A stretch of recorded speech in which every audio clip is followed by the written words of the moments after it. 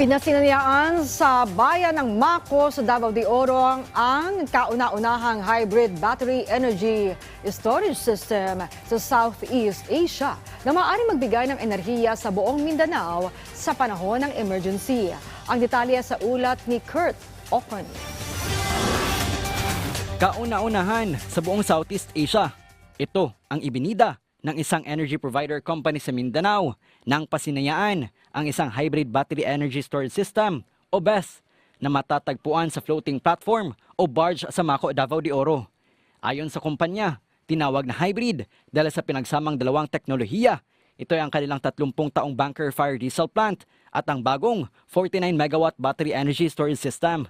In this hybrid, we're combining the fast response of a battery with the reliability and sustainability of a diesel plant. Makapagbibigay ang hybrid BESS ng 49 megawatt na enerhiya sa buong Mindanao, lalo na kung may mga emergency o mababa ang supply at may mga power outage sa mga planta.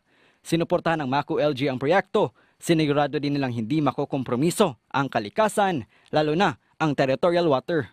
Dako kayo ni og impact sa Maco, no? Sa economy.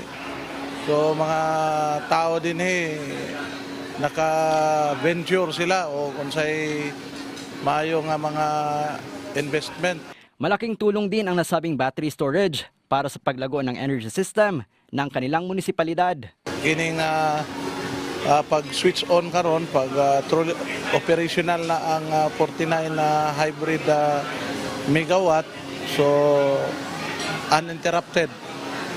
Guaranteed ng insakto na ang supply sa ato ang energy din sa dili lang din sa Davao de Oro but entire Mindanao. May 24 na container na naglalaman ng 2 hanggang 3 megawatts bawat isa sa nasabing battery energy systems na aabot sa kabuuang 49 megawatts. Kurt Ocon para sa Pambansang TV sa Bagong Pilipinas.